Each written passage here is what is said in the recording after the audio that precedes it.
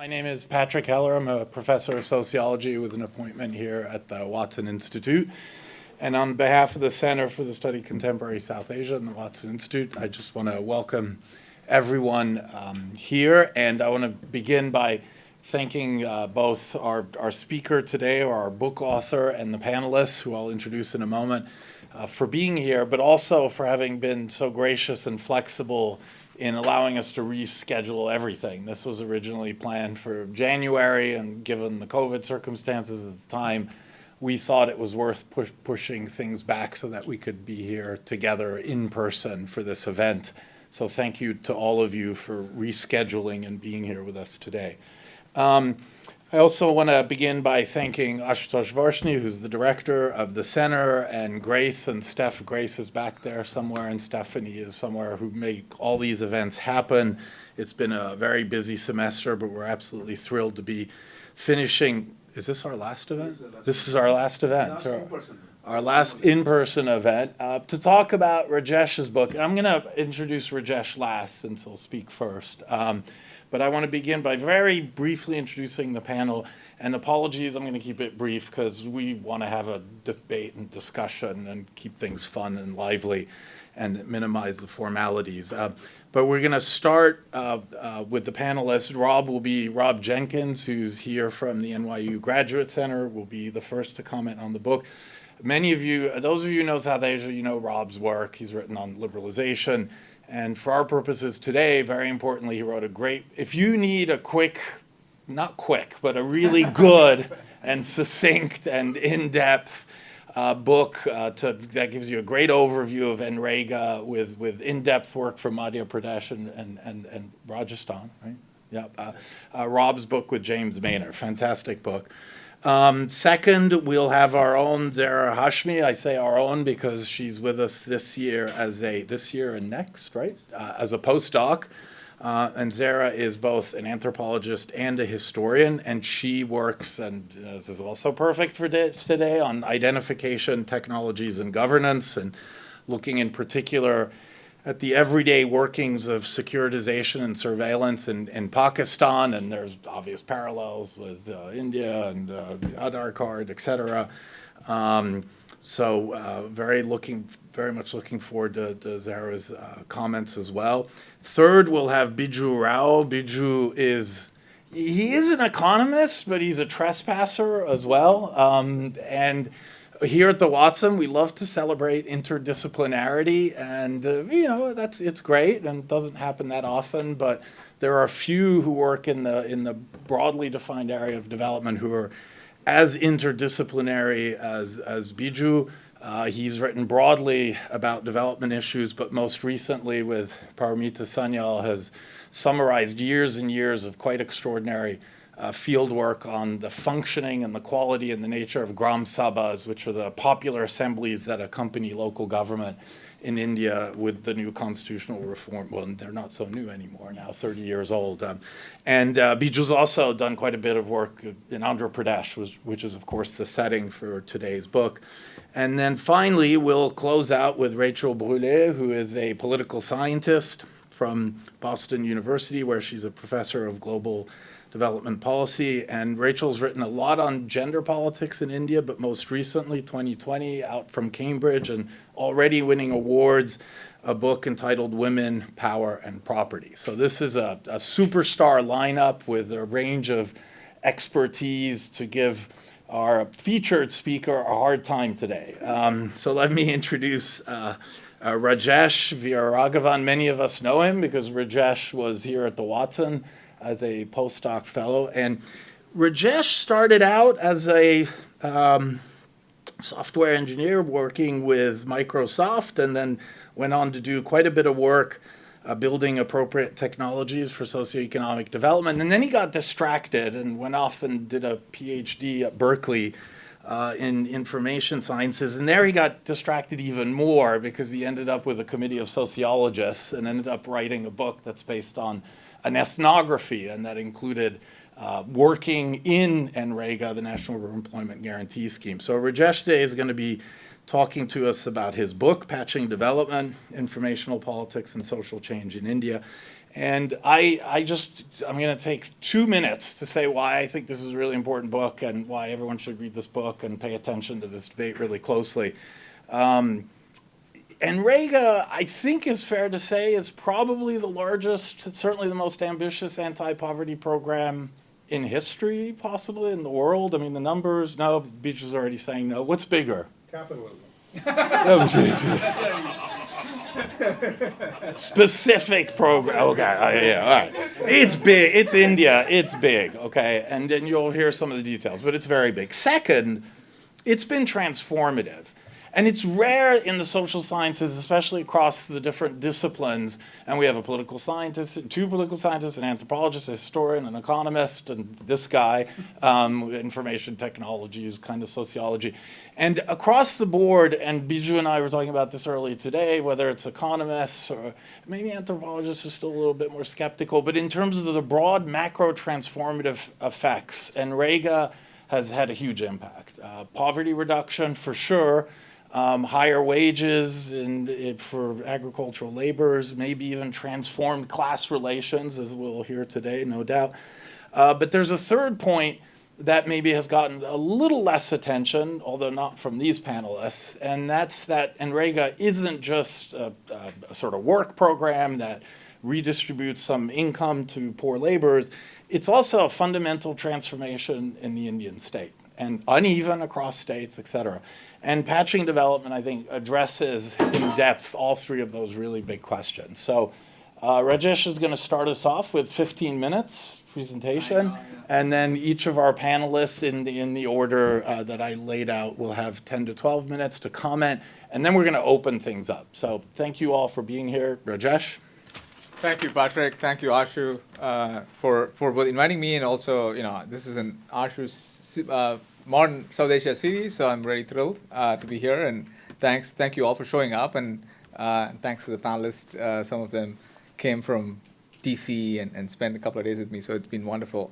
So what I thought I'll do, I have 15 minutes, and I don't know if you noticed, Patrick, like 15 minutes, so it's not a lot of time, so I just wanted to give you a sense of my orientation a little bit in terms of how I approached the book and some of my background, and then why I think this book, along with other books, should be considered as a valid interpretation of what how NREGA is implemented.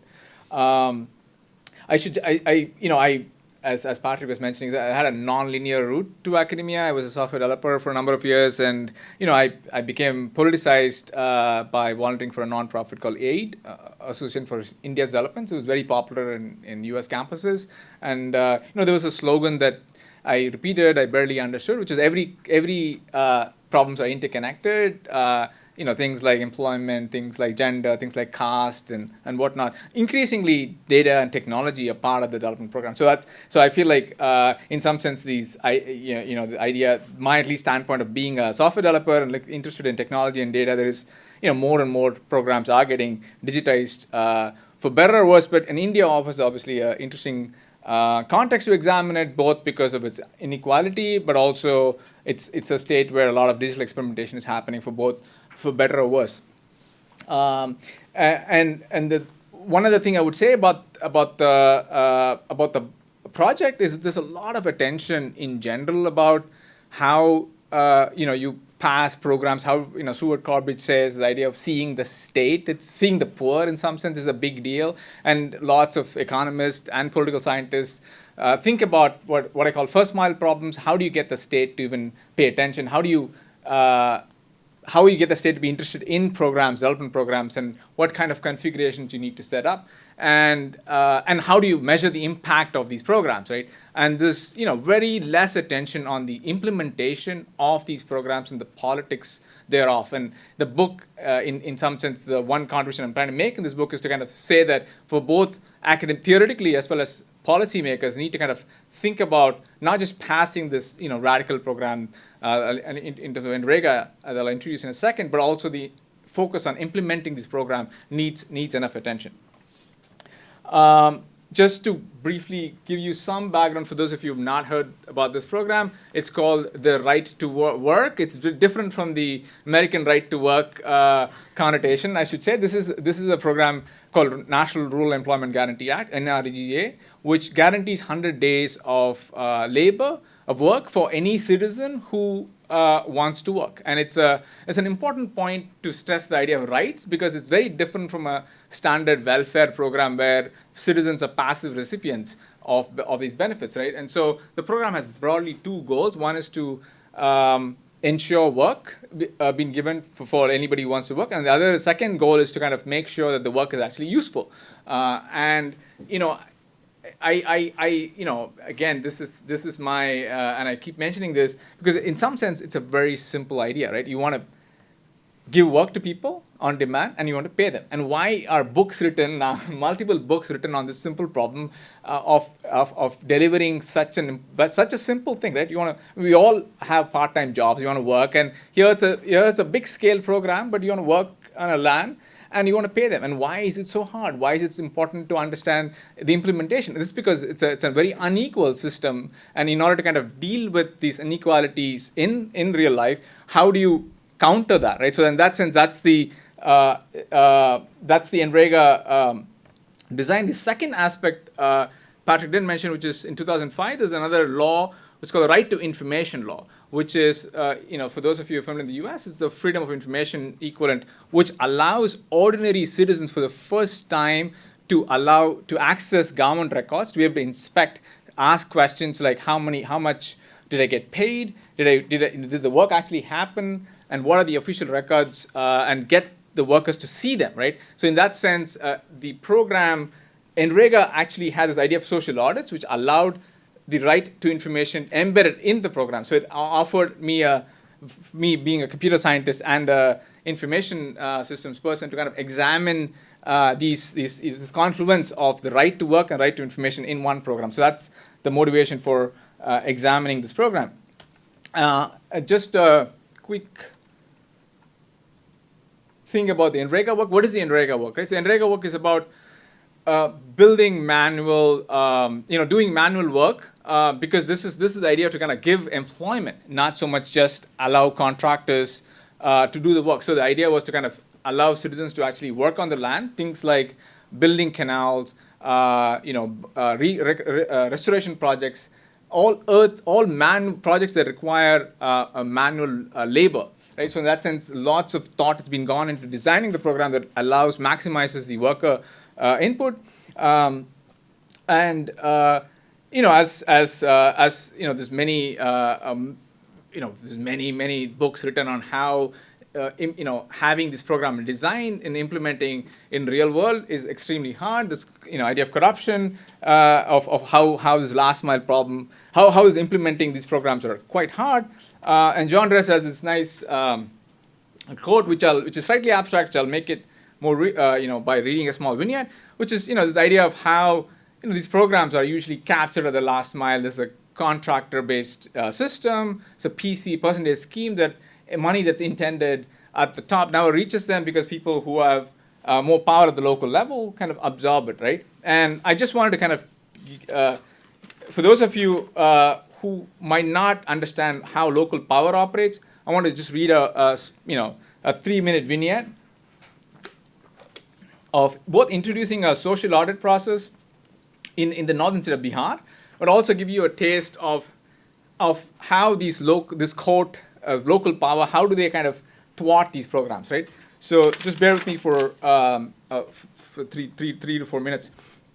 So this was in summer of 2010. I was sitting in a hot open field in the remote countryside in the state of Bihar in northern India.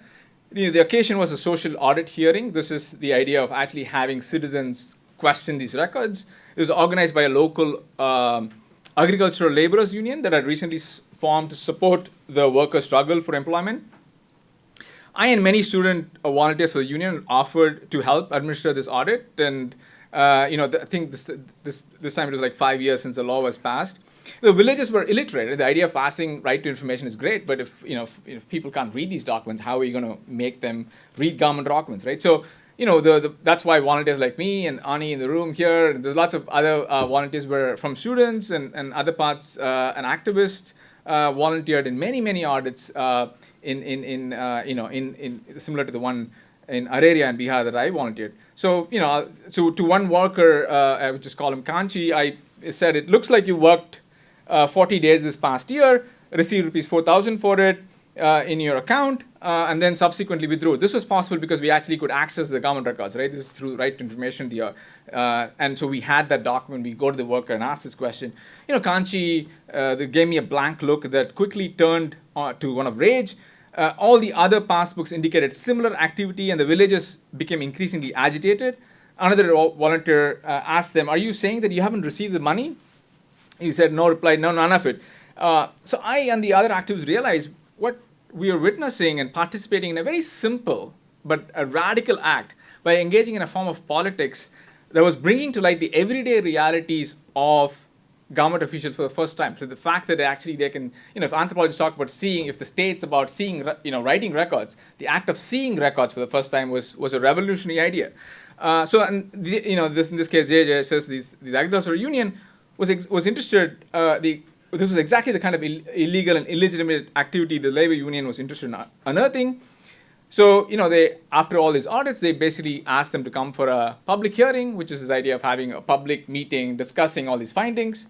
So 1 week later, the public hearing started. The mukhya, which is the local sarpanch or the local village president, was the first to speak.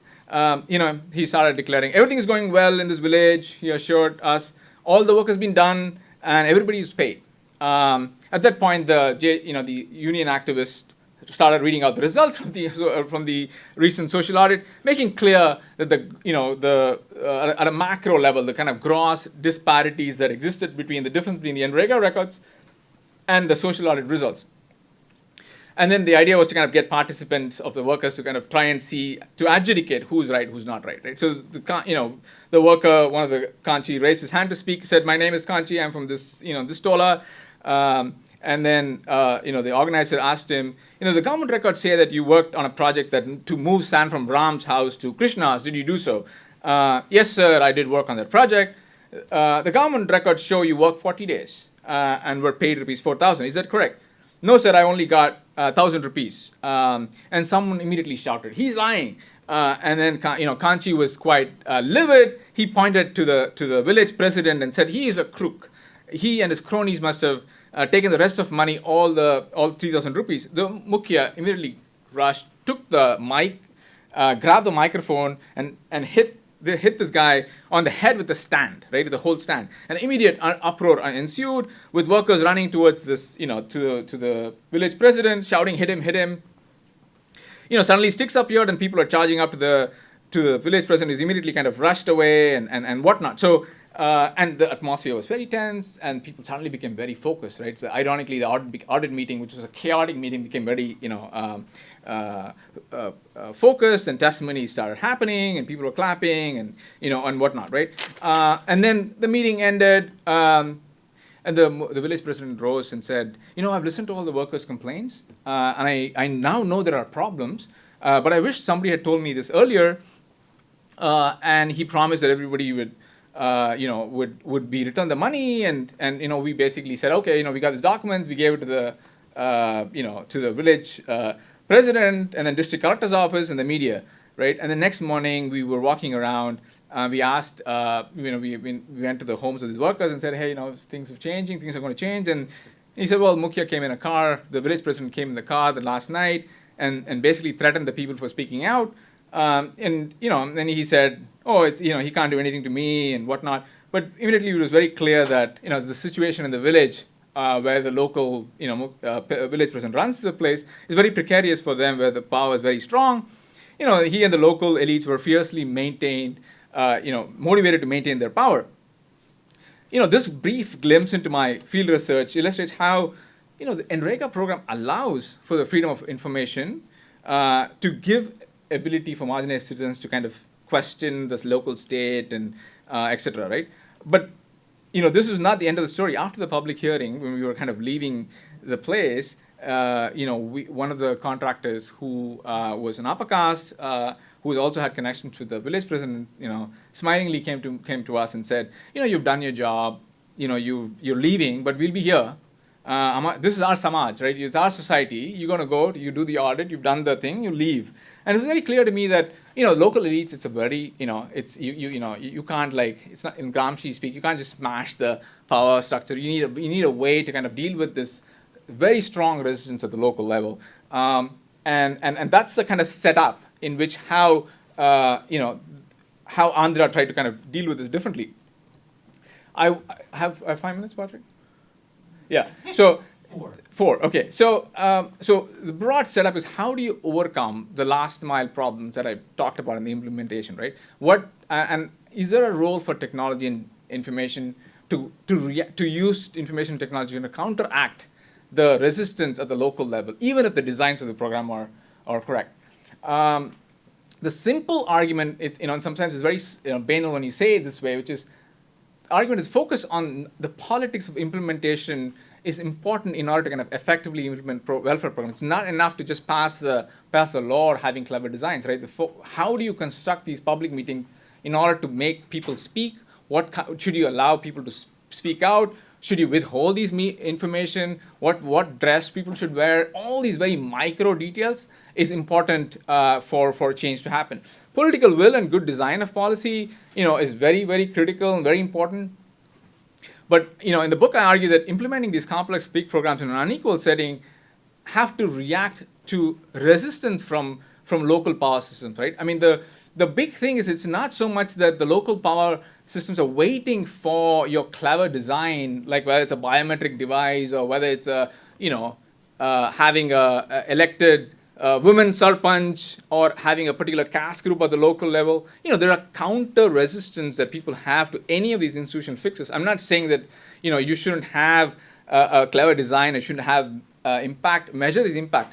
But what I found that, and it has implications for both questions that people should study, but also in terms of evaluating its impact. And how do you evaluate an impact of a program where you have to constantly change what you do? How do you change these institutions? How do you do a RCT on it? Right? It's a question that I ask, and I don't have a good answer for it.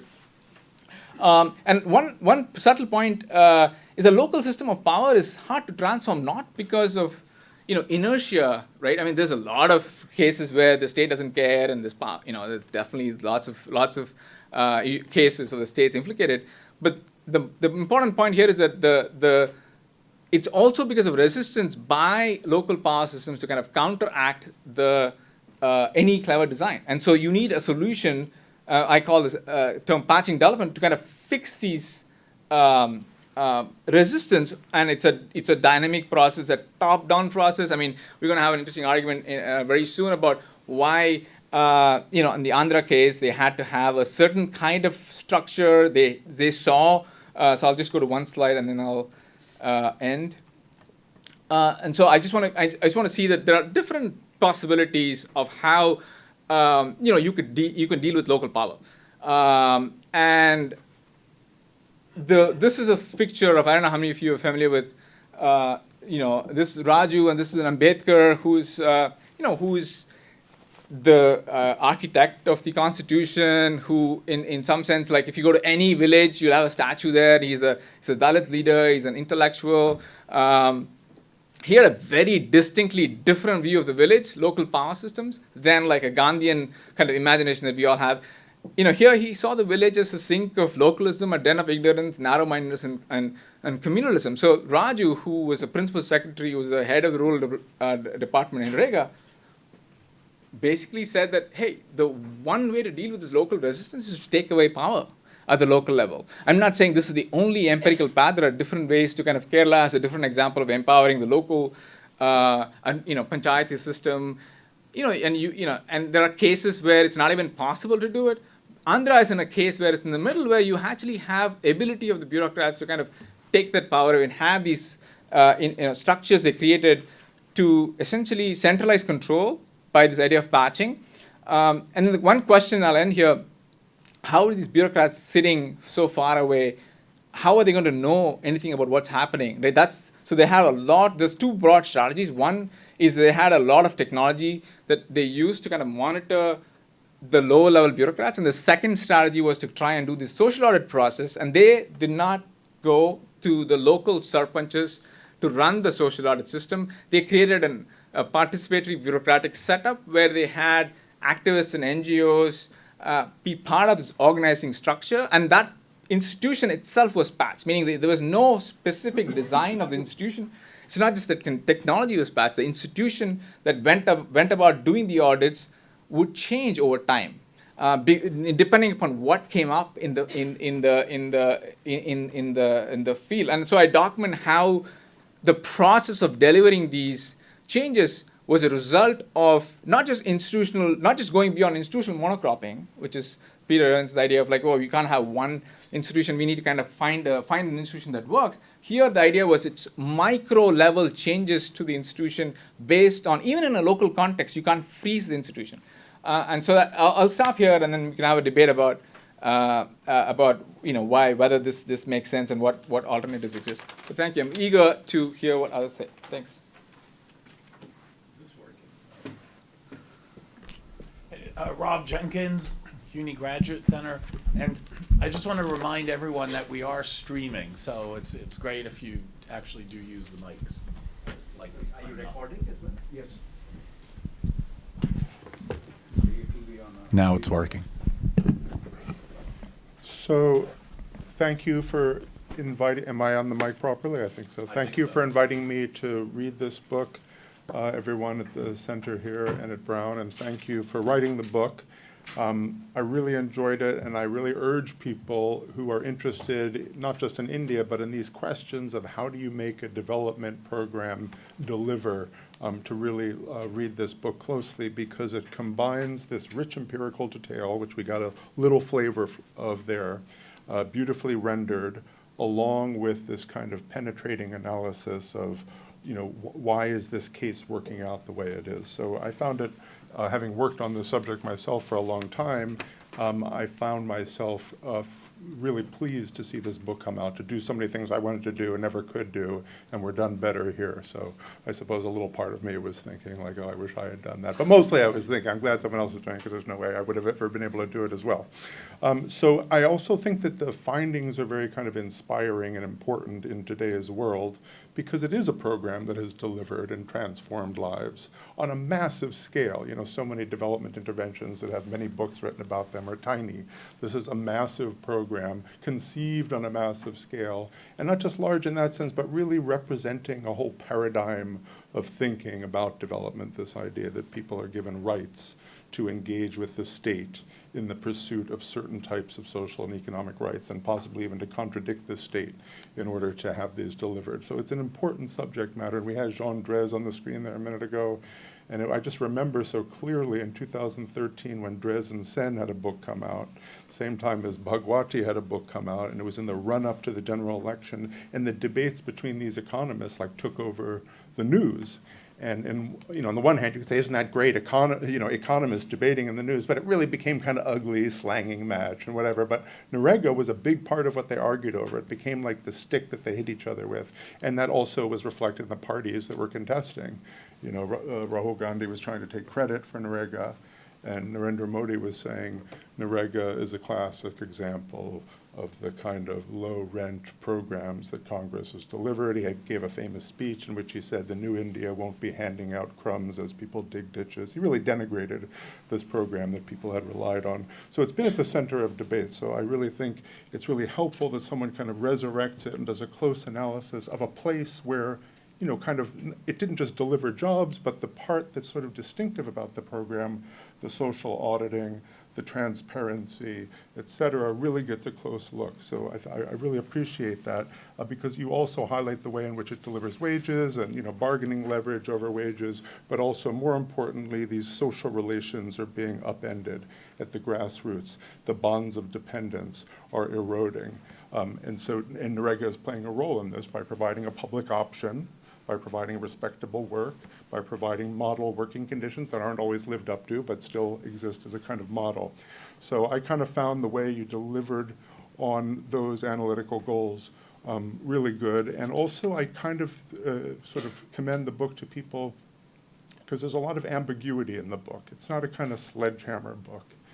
Like there's moments where we're hearing about these social auditors in Andhra Pradesh, and we're seeing them like as real people with these decisions to make about like, well, the rules of the program say we're supposed to have full transparency locally. But if we do that, I know that the local power centers are really just want to use this social audit transparency to expose the names of the people that complained, so we're not going to have the local hearing. We're going to push it up to the Mando level. We're going to lose out on public input, but we're going to gain in protecting our witnesses and the witness protection program side of.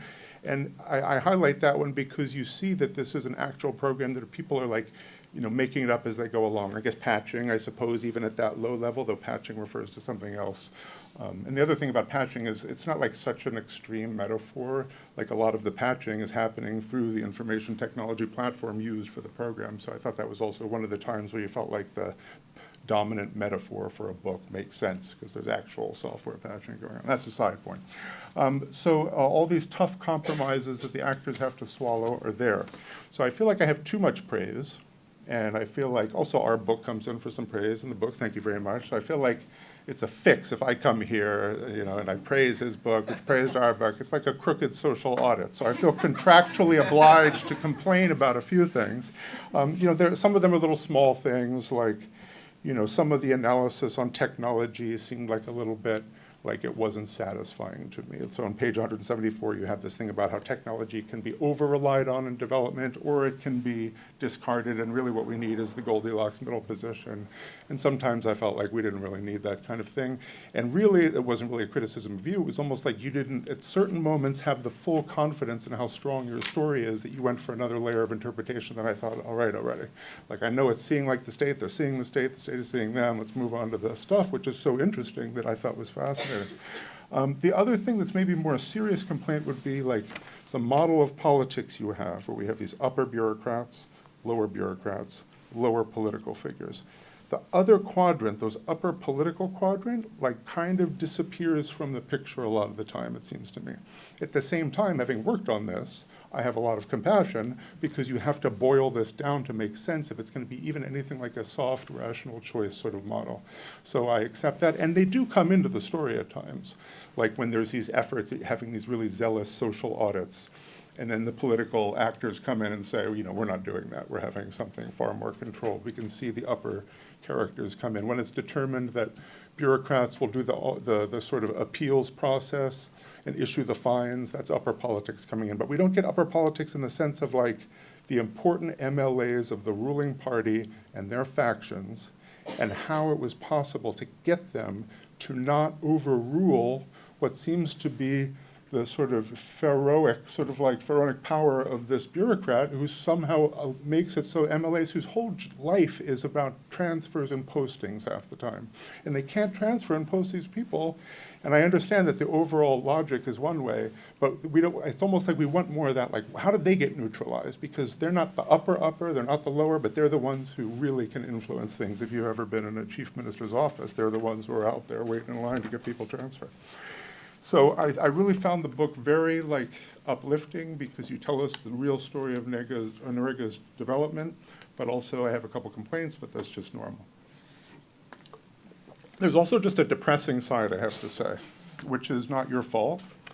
What you've done really in your close analysis of Andhra Pradesh is convince me that what already seemed like a very unlikely thing, which is the passage of this NREGA thing, implementation, all that, that already required a ridiculous number of factors to come into a constellation to align, you know, for MKSS to develop this technique, for them to join forces with Sonia Gandhi, for Congress to win in 2004, for them to be just enough sprinkling of communists to have this get on the agenda, for Sonia not to take the prime ministership but to do the National Advisory Council, which becomes this entry point.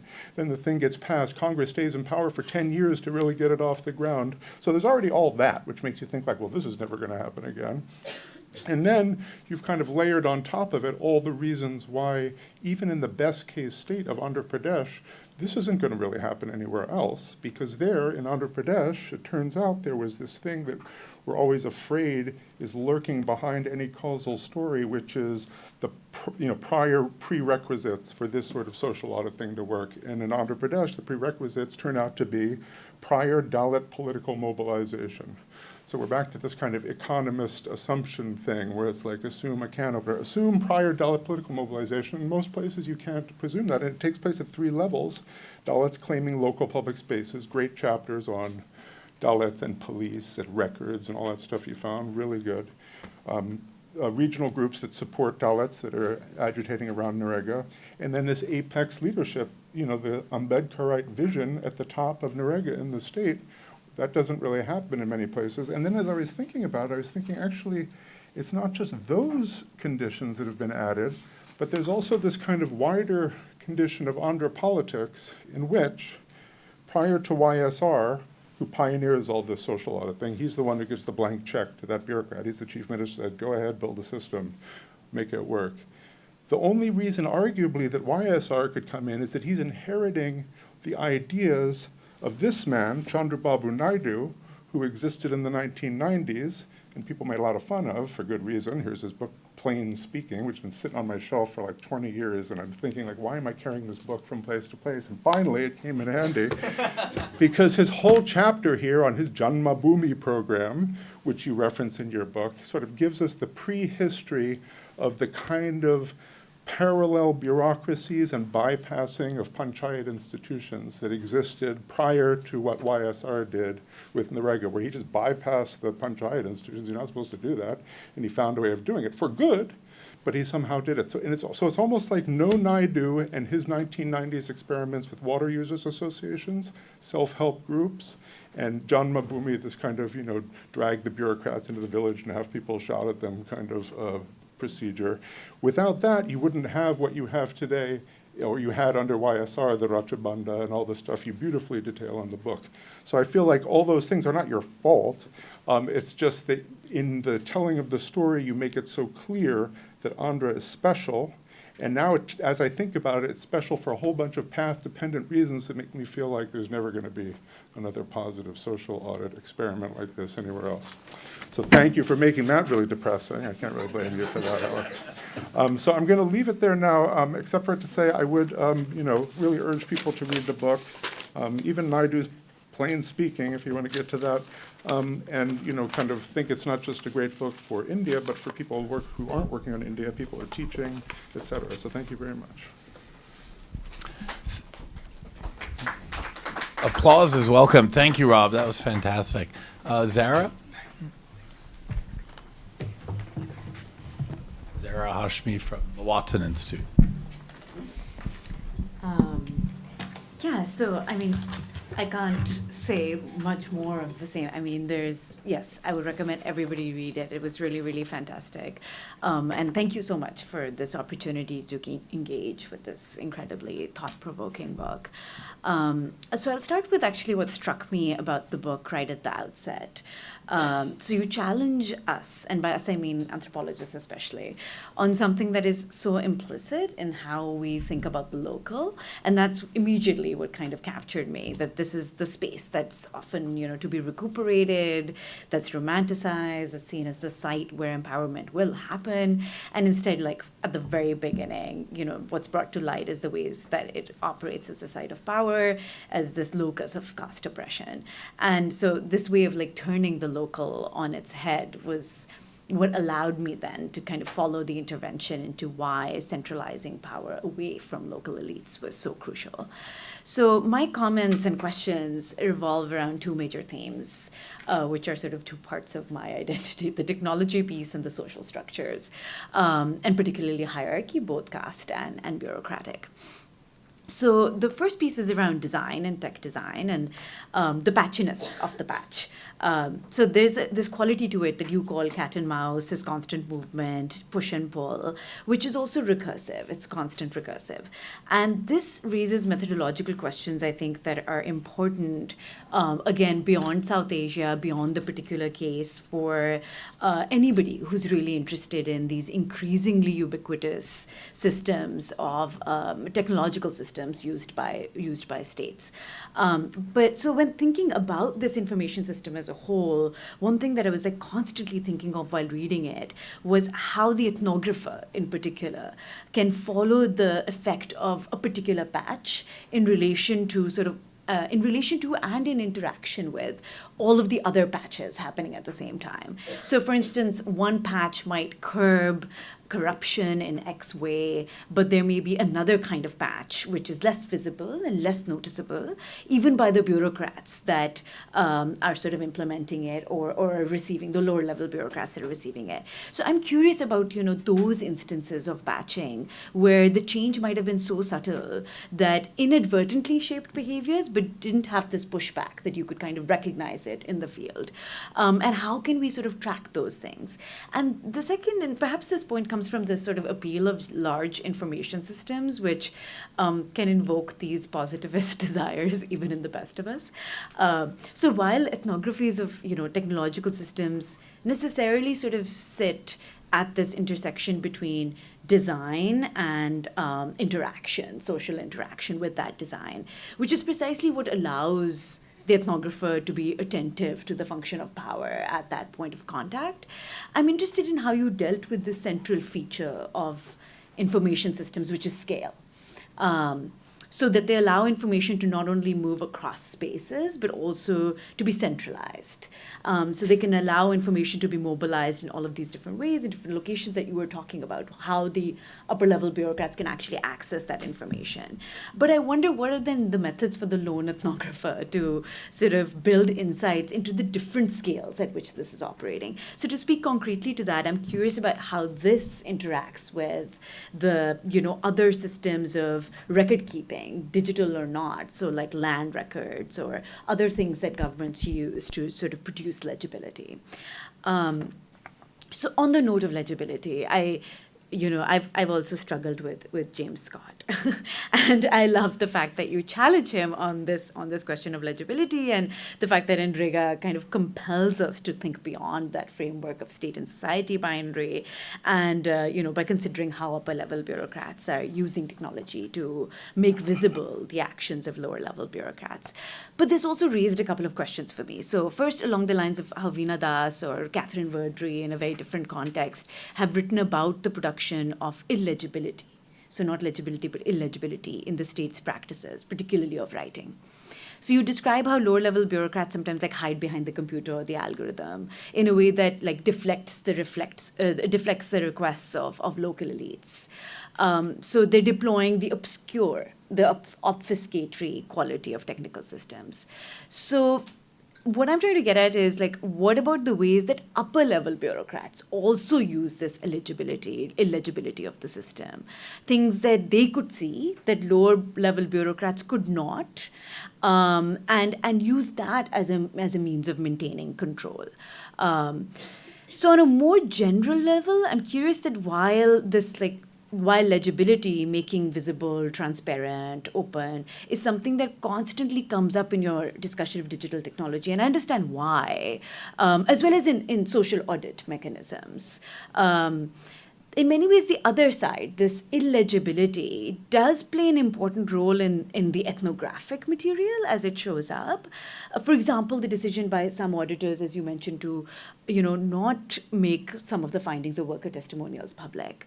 But it remains, if not marginal, then at least not explicit in your analytic. And I wondered why. I wondered why both sides of it and that tension couldn't be, centered.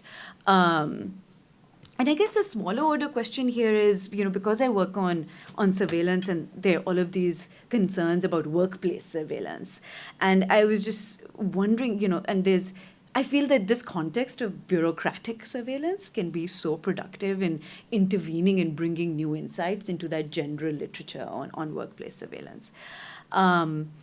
So I also want to think about, how legibility works differently or illegibility works differently between digital technology and paper documentation. So I love the part of the book where you describe how with the e-muster rolls for cross-verification, paper doesn't go away, right? It's still there as the digital comes in.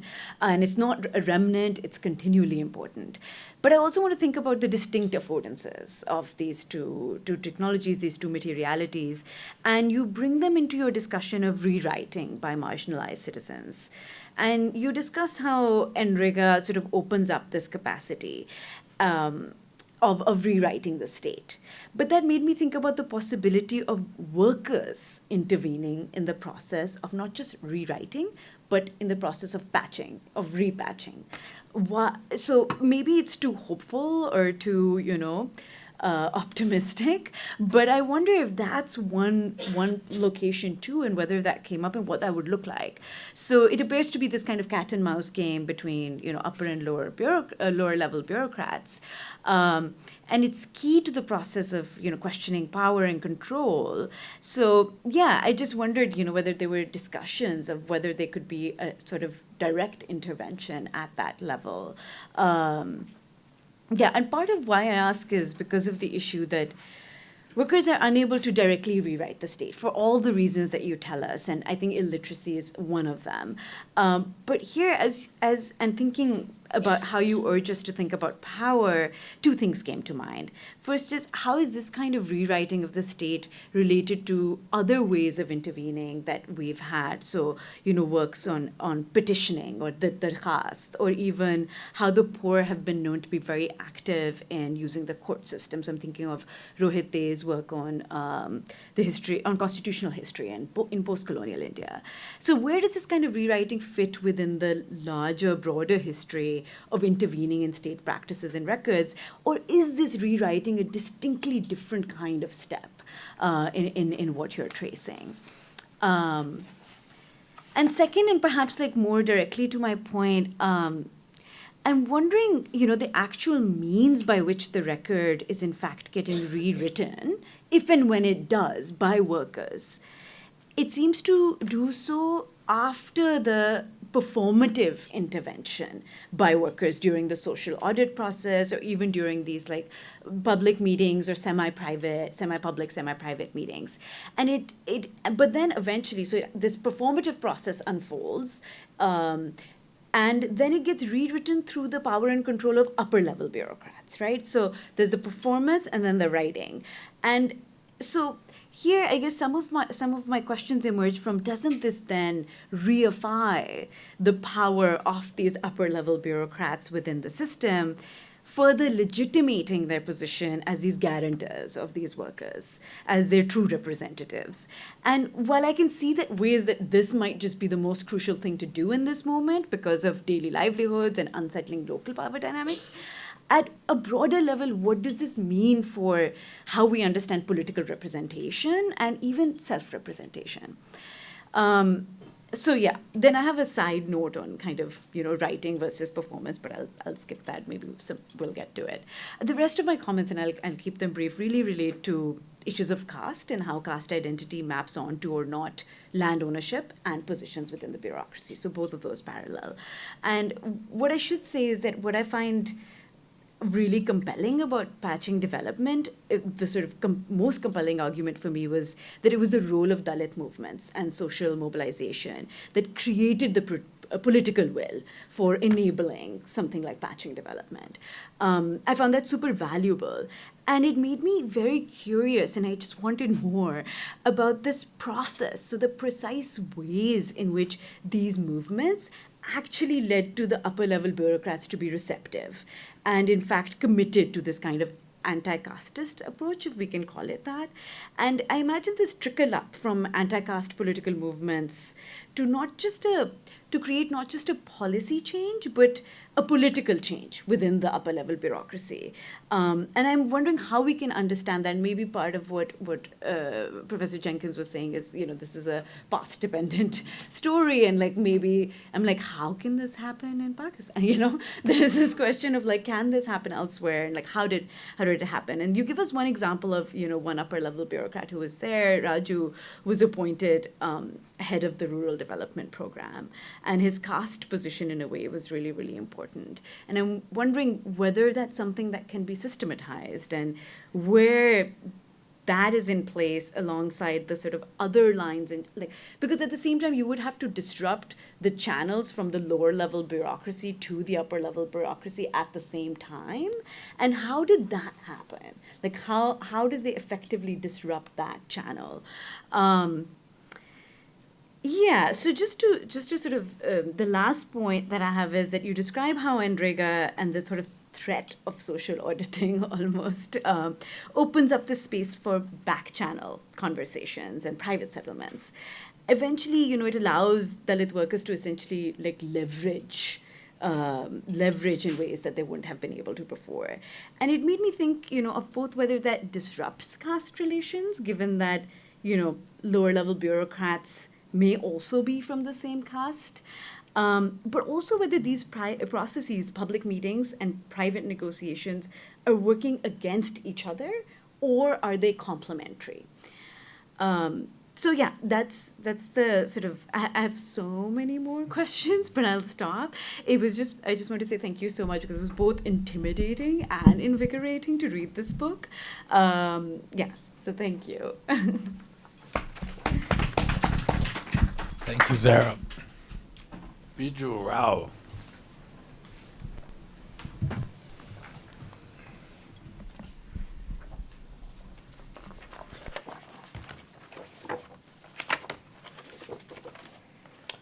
So,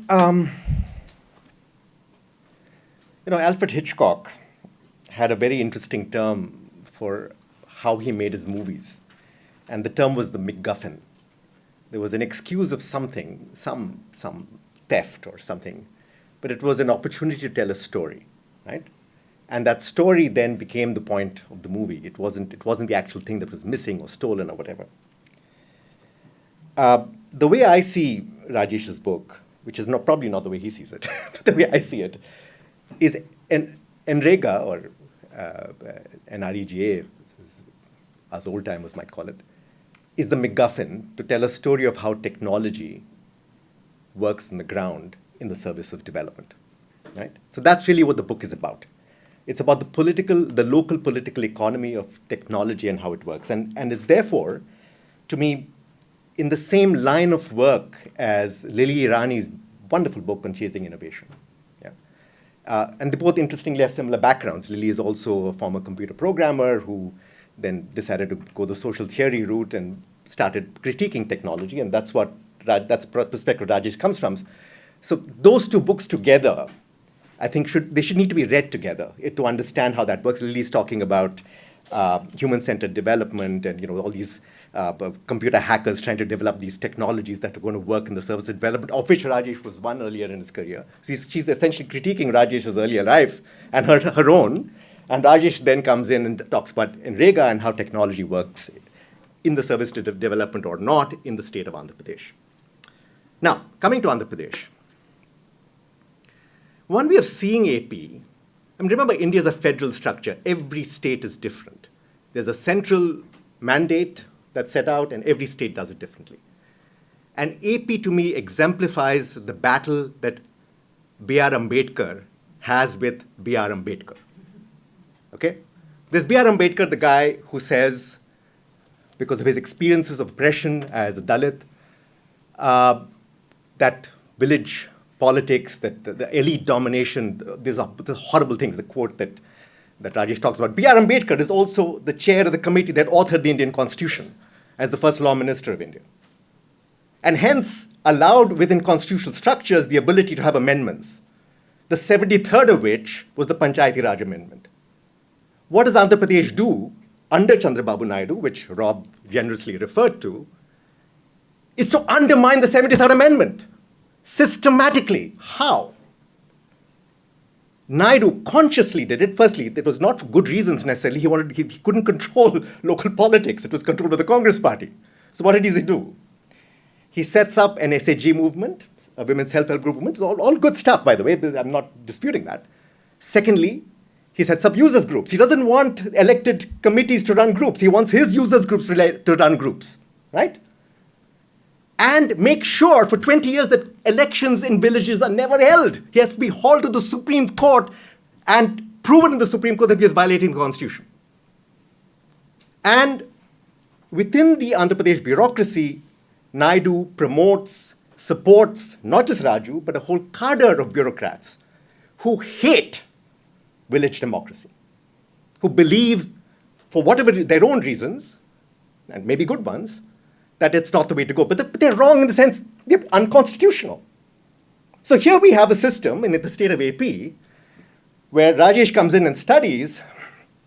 NREGA comes later, then of course your YSR, when NREGA comes, he's, as Rob says, taking advantage of a system that has tried very hard to undermine the 73rd Amendment, most effective state in the country to undermine the 73rd Amendment.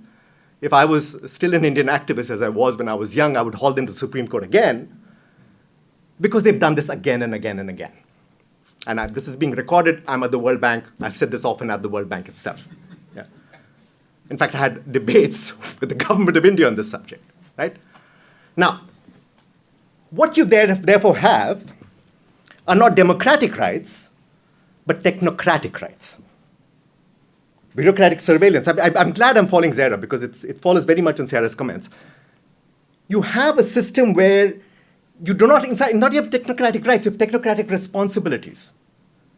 This idea of patching is basically an idea of fixing things from the top. By the way, it's very close to the PDIA work of Matt Andrews, Lan Pritchard, and Michael Woolcock. So it's a very similar sort of body of ideas, also deriving from Peter Evans's work on institutional monocropping. So you're both coming from the same gurus, but talking about similar things.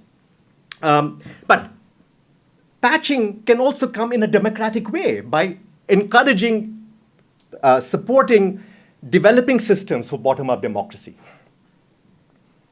Andhra Pradesh chooses not to do that. It's not democratic patching, it is technocratic patching, which is not what the spirit and the practice of the 73rd Amendment should be.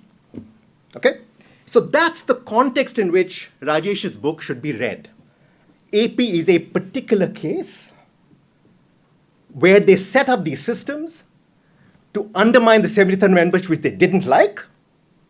And instead of building that institutional structure, so over time it gets stronger and stronger, like other states have been doing, and successfully, they decided to throw it out of the window, develop a system of their own, and got away with it. And perhaps not for long. And by the way, interestingly, when Andhra Pradesh splits into AP and Telangana, Telangana decides to go back to the 73rd Amendment and therefore takes all that path-dependent history that existed in the state of Andhra Pradesh, the self-help groups, all the other good stuff, the audit process, and integrates it in the panchayat system. So those of you who want to study how this stuff should work, please go to Telangana. That's where it's really working well. Yeah? Which takes everything that Andhra had, that Naidu started, but democratizes it. Okay? All right. Now, what can we take from this? I think, what do we learn from AP? What can others tell us from AP? And what can we learn from Rajesh's book? Is that technology plays a role and that it is often misused as a way of showing. I mean, I'm coming from my space now, which is the space of World Bank projects, right? We have seen again and again, you have these wonderful MIS systems that exist on the front without thinking about how they work in the actual ground. I've seen in AP, for instance, where I was taken to Anandpur district, Rajesh's prime case, where they wanted to show me the most wonderful MIS system that they had for their self-help groups. I go there and see a beautiful screen, and oh, lovely. You saw that screenshot, they looked lovely. But the data was utter crap, made up. Yeah, completely, just making up data. But not in the social audit case, because the social audit case, because of MKS and the social movements that came in Rajasthan and were then taken to AP, that was avoided because they had actual village meetings where the data from the social audits was presented and vetted, which was helpful. But that those Gram Sabhas should not have been separate from the Gram Sabhas of the village panchayat. I don't see why they didn't do that. They already had Gram Sabhas. Why invent a whole new system of meetings to present these things, unlike in other states where all of that was done integrated with the village meetings? Yeah?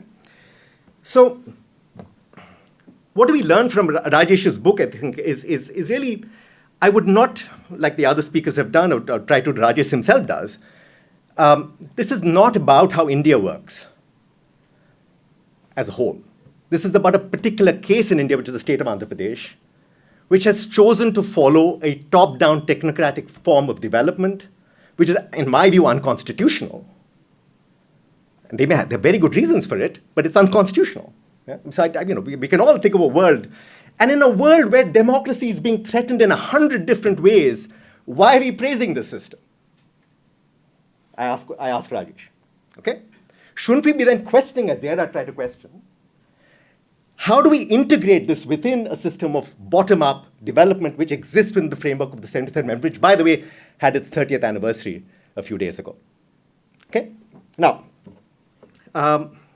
having said all that, it is for keeping these things in mind, which actually Rajesh had been, and he talks about this in the book quite a lot, but I would have preferred more of that, the uniqueness of AP. Keeping all of that in mind, Rajesh's book then becomes extremely interesting as a case, again, circling back to what I started out with, as the MacGuffin to understand how technology works in development. That's what the book is about. It's not about NREGA. There's lots of books about NREGA. Rob's book with Jim Manna and many other things that people have been written. It's not the place I would look to understand NREGA. I would look to understand NREGA in the context of a centralized technocratic system. Every other system of NREGA in India is part of the democratic system. Yeah? All right, thanks. I'm going to stop there, and I'm happy to have a discussion. Thank you. Thank you, Biju. Rachel Brule.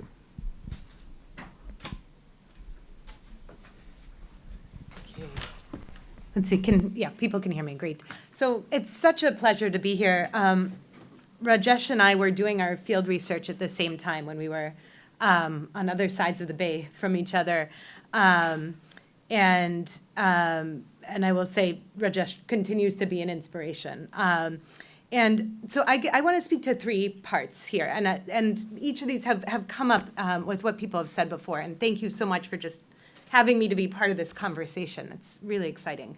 The first is, I would say, on this tracing that this process in this very specific case of Andhra Pradesh, but and with a flavor of Bihar in the background too, but from 18 months of field research informed by a prior training in mixed methods and in software development of what I would say is really radical tracing of the infrastructure of bureaucratic power in a system which intentionally tries to obfuscate its own place, the central role of the technocracy there.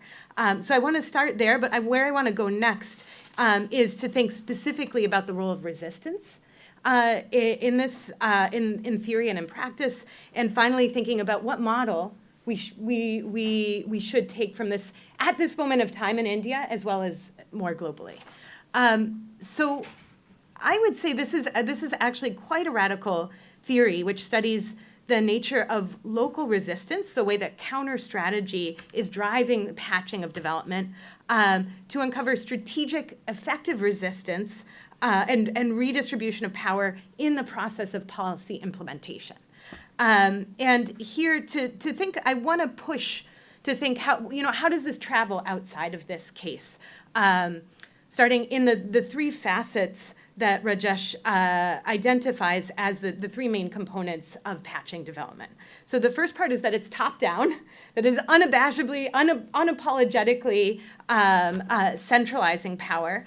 And here, this is all in partnership with, in this case, what are very progressive, deeply committed higher-level bureaucrats to redistribution of power in the service of social transformation. And a pessimist, we heard from Ram Jenkins that we'd say, well, there's so many things that come together to make this possible.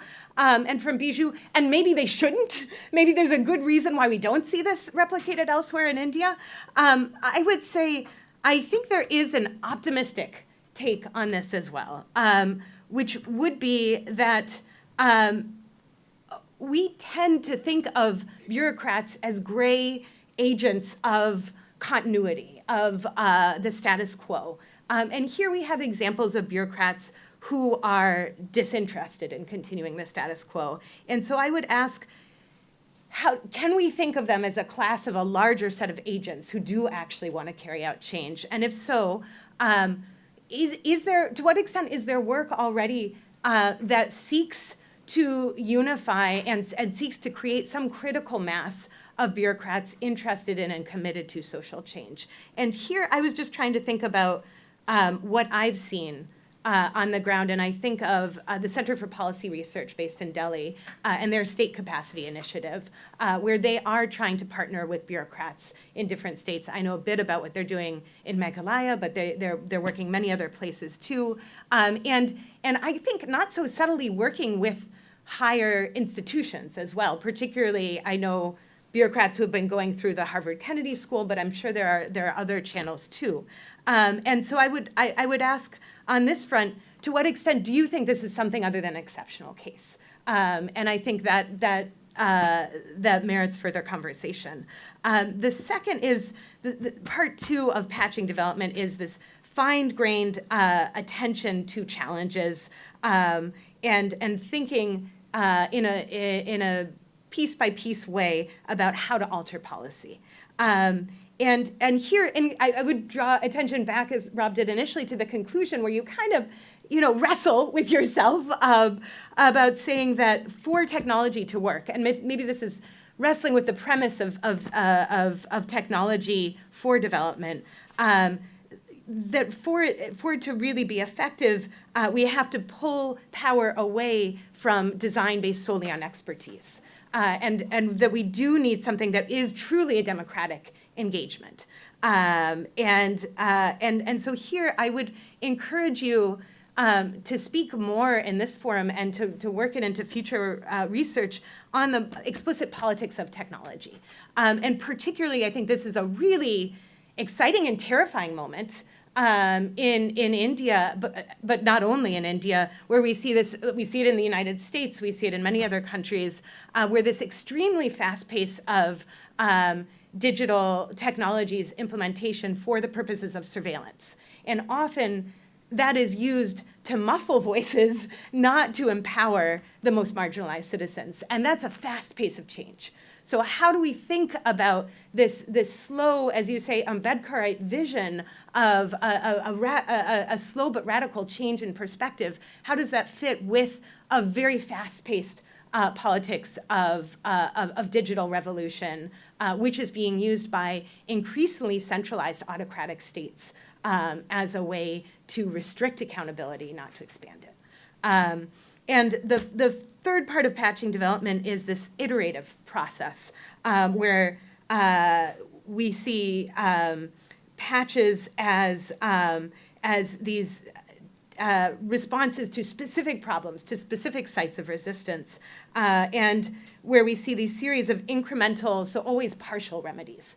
And here, it seems to me like there's this almost infinite promise of what patching for development could do, but it's also an infinite capacity for failure as well. And so here I'm wondering if you could speak a bit more about how you talk about all of this work is premised on citizen mobilization. So can you help us understand, and do you plan in the future to map cycles of mobilization by citizens, as well as the resistance that ensues by central and local states?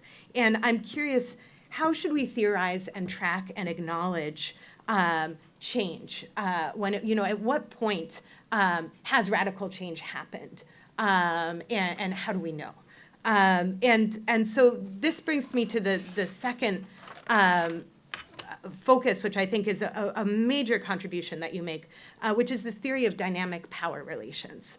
And here, that what is playing central, what is central to the theory is the role of counter strategy, or resistance, or subversion, or backlash,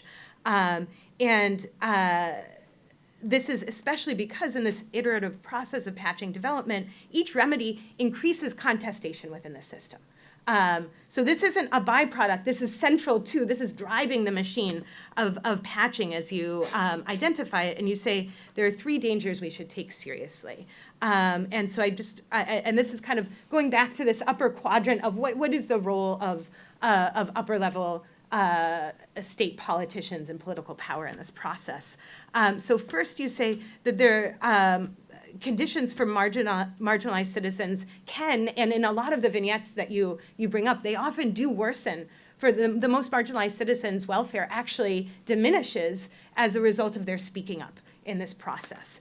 And so, there are many conditions where backlash can be incredibly productive. But I'm curious, from an individual citizen's perspective, when do you make that choice to speak knowing that there will be sanction?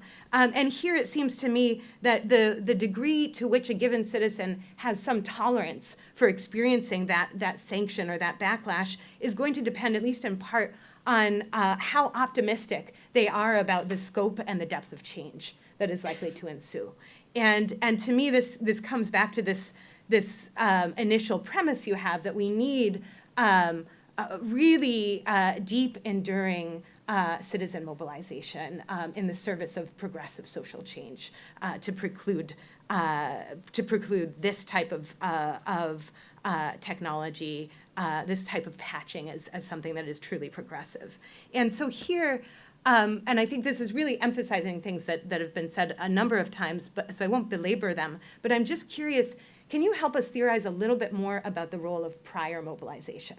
So is this really a question of historical legacies from the moments of the initial birth of the Indian state as it stands today, nationally and at the federal level? Or should we think that the salience of recent mobilization is actually most important?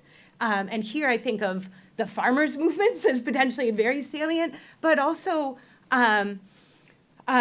there's also an incredible movement right now for exclusionary social change in the service of Hindu nationalism, which is not is very much in tension with Ambedkarite's version of the kinds of mobilization that are productive. And so I'm curious, this is, as you say, this is a dynamic theory. India is a dynamic place. What kinds of mobilization do we need to take seriously to think about the promise versus the perils for patching? Second, you talk about creating third parties for social audits as potentially having negative consequences. And Bijou points out for democracy as a whole, as well as in particular systems. Rob brought up the ways that you talked about openness as a double-edged sword in the process of these social audits.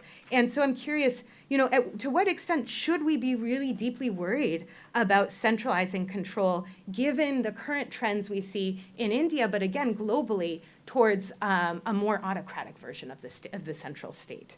And so this brings me to my third, your final danger that you mentioned, which is, I think, opens up the biggest promise for future theory, which is the potential for government co-optation of the participatory auditory mechanism. And here, I'm wondering what guardrails should we expect are important to, as we see, more formalization over time on participatory bureaucracy, and to what extent do these need to be linked to the guardrails that exist or are potentially being loosened on participatory democracy more broadly? And so here, I think something that you theorize is built into the system are these competing centers of autonomy. And so I'm curious, to what extent do you think we should be prioritizing competition versus collaboration in terms of what we see as necessary for marginalized citizens, not just to read documents, but also to write them? And this brings me to the final point that I wanted to raise, which is just about, patching as a long-term model of institutional change. And here, you talk a lot about Fox's sandwich model, where we have this citizen mobilization comes first, and then that's an effective form of change where we have these moments, of opening from the top down. And so you say explicitly that the intent and capacity of citizens to monitor needs to precede the distribution of information to them.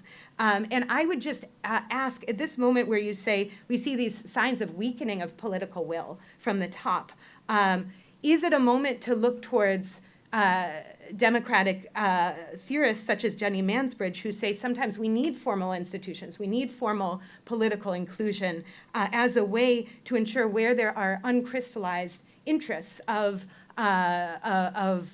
traditionally excluded groups to be able to be brought into the process of designing and innovating policy. So at what point does formal guarantees of voice need to precede the priming of citizen mobilization? And if it's a little bit of both, where do we direct our attention in the short term?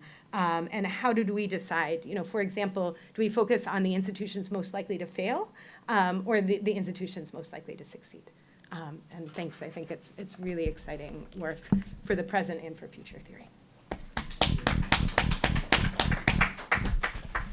So I want to begin by thanking Raj and the panelists for being incredibly disciplined. Everyone stuck to their time, and so we do have almost a full 45 minutes left.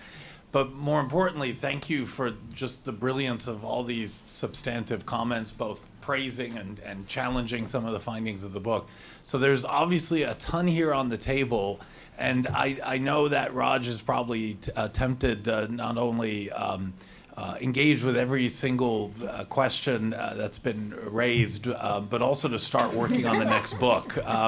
And as much as we want that to happen, we also want to make sure we open this up to discussion. So I'm gonna ask that, Raj, you take 5 minutes to respond, and you won't be able to respond to everything, but no doubt some of these themes are gonna come up again, and there'll be other opportunities, and then we'll open it up. So Raj, you have 5 minutes? Yeah.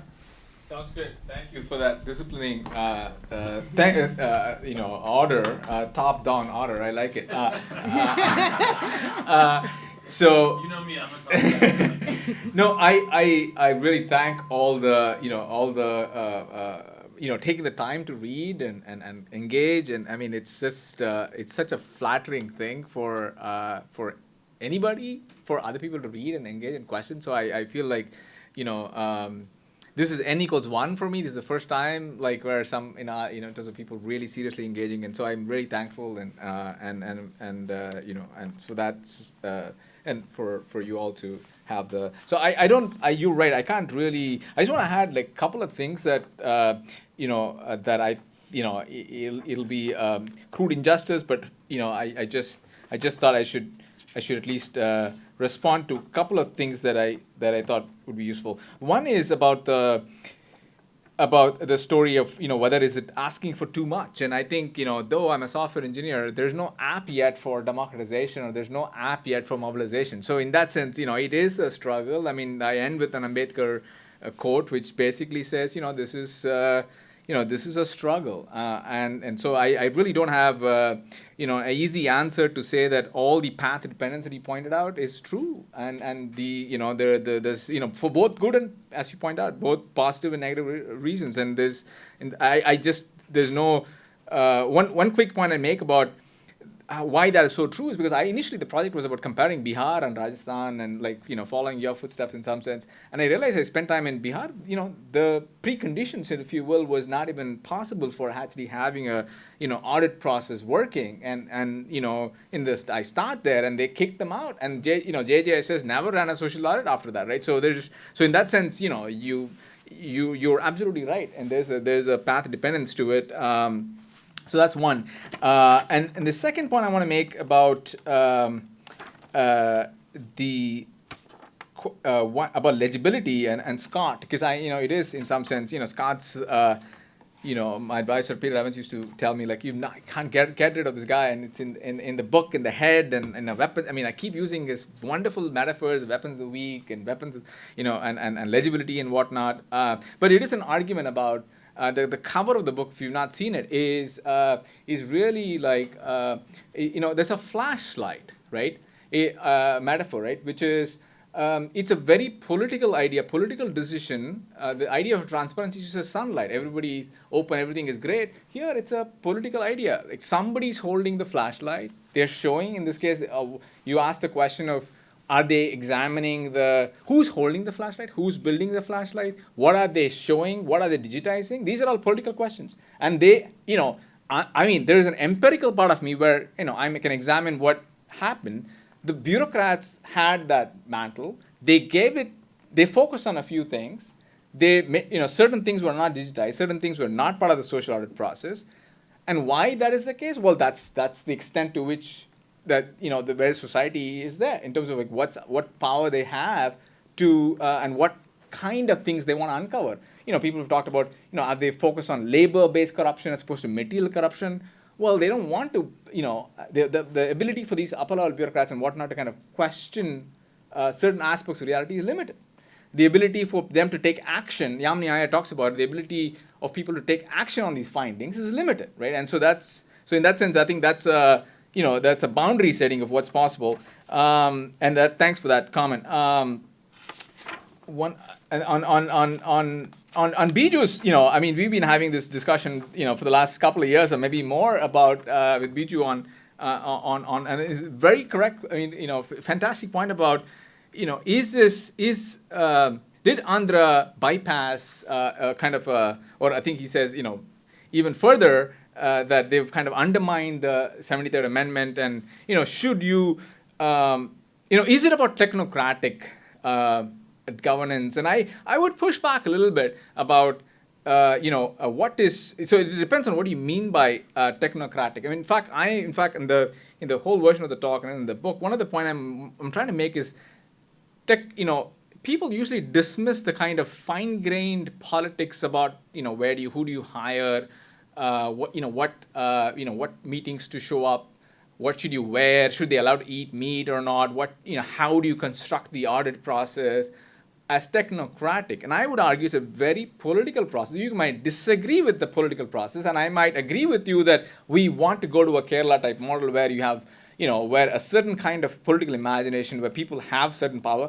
But I don't think it's a technocratic, it's a very political act where, we might disagree on, did they bypass, the bureaucrats would say that, hey, and you're right that they, even the social auditors, even MKS's activists, and, Aruna Roy and John, and Nikhil is on the board of the social audit, and they would, why did they agree to be on a board of a social audit institution which was, was running? In fact, I had a discussion with Samia, who runs the place. This is the only social audit, one of the two state social audits continuously running. And the fact that other social audit teams can't even, it's on paper, you have paper truths, but the fact that you have this institution running, and you can say that why didn't they, in fact, you're right that when I was there in the field, the panchayati election was not there. And so there was, you're right that there's historical basis for it, but I would argue that, in terms of what is democratic, is it the outcome matters? You want workers to participate in the act of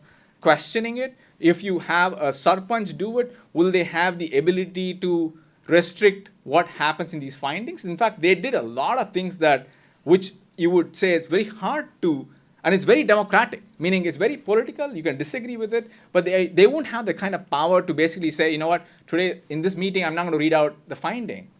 Because the people who are here are not NREGA workers. They would say, you have a job card? If you don't, I'm not going to read it, right? And so stuff like that. So I think it's, I would just say that, yes, you're right that there's a certain kind of panchayati system that would be ideal to follow. And I think, I agree with you, it's a long-term path. But in the meantime, with this I would say Andhra is between Kerala and Bihar, where Bihar, you can't even do anything with and Kerala, you can completely. Bihar, man. What's that? You'll ask go to Bihar.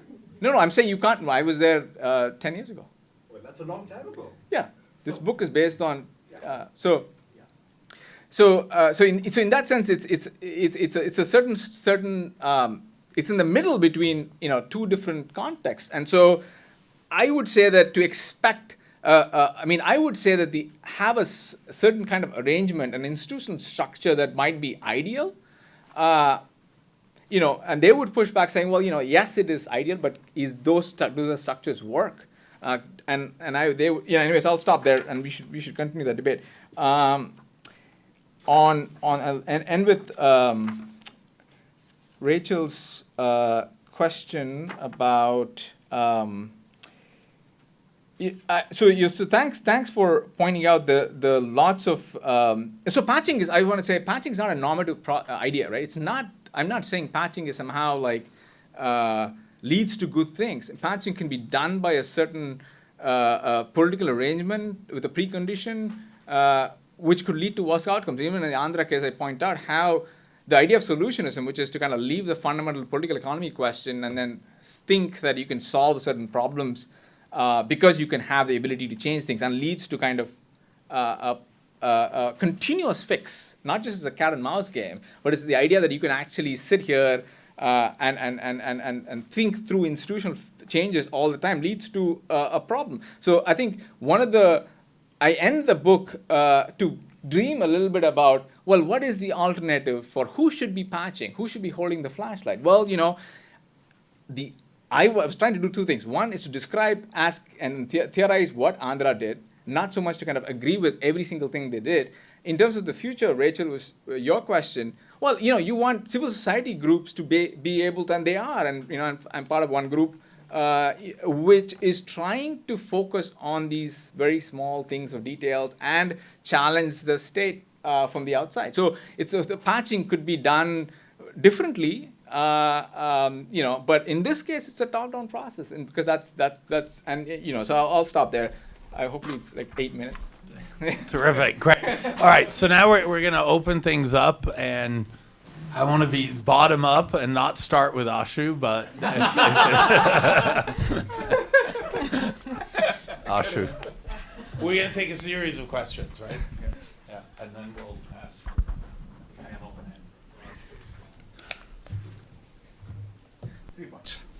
Free. How many am I allowed? 2. Okay. One, Ambedkar has figured quite legitimately, centrally in this discussion, but we should recognize, first of all, India did not have the third tier of elected local government because of Ambedkar. And it took 40 years, right? His argument is very clear that elected third tier in India would double the power of local elites. They have social power in any case, and you'll add political power to it. Please recall that in the Dalit literacy rate in India overall in 1947 was not more than 4%. India's overall literacy rate was 17%, okay, at that time. So he didn't think the third tier of democracy will define democracy given the inequalities of India. Second tier and first tier. The best account of this is in Madhav Khosla's book about the constitution making and democratic theory in India, where he shows you why Ambedkar and Nehru essentially defeated Gandhi on panchayats together. Why centralization of power by Delhi's power was absolutely necessary to break the local hierarchies, and not local hierarchies, power structures could not be broken through the third tier, but by power from above. So in many ways, your Raju is a true Ambedkarite in this sense. He's a true Ambedkarite because Ambedkar had absolutely no faith in the third tier. Okay. Now, second thing. Second point is about Dalit mobilization. There are two prior conditions circulating in this discussion. One is prior Dalit mobilization making it possible for Andhra's NREGA success. The other is Biju's idea, and also partially hinted at by Rob, which is the bypassing of local elected structures, or possibly of potentially bypassing local elections, let's say, bypassing of the 73rd Amendment through a bureaucratic structure that begins begins much before YSR, right? Goes back to the 1990s, right? So which of these are the preconditions? These are two different preconditions: prior Dalit mobilization and bureaucratic bypassing of local election mechanisms, right? Which of these do you think is the precondition we should pay greater attention to? Third, you almost went towards in your remarks about what is democratic, the inviolability of certain procedures and institutions, or the benefits for the masses and the deprived. May I point you towards the great tension in democratic theory itself about and its best example is Isaiah Berlin and his distinction between negative liberty, negative freedom, and positive freedom. Negative freedom, which is what modern democracies are, what it represent, is about inviolability of certain procedures and institutions. Positive freedom, in Isaiah Berlin's famous two concepts of liberty, is about outcomes. Outcomes that are better for the masses could be called an example of positive freedom, or could represent positive freedom even if no elections have ever been held to generate those outcomes, right? So there is a philosophical pathway available to you. Of course, there is a huge debate over whether positive freedom can be called freedom at all. There is a huge debate over that, and a human development literature is inspired by that. And Amartya has some very interesting things to say about this. But ultimately, Amartya also says that negative liberty is the way to think about democracy. And we have to figure out how through negative liberty we reach these great outcomes, right? And you can see why that argument has been made. But there is a philosophical pathway available. Incidentally, Soviet Union during communist times and Lee Kuan Yew, who was not a communist, both have argued that that modern democracy is basically about negative liberty.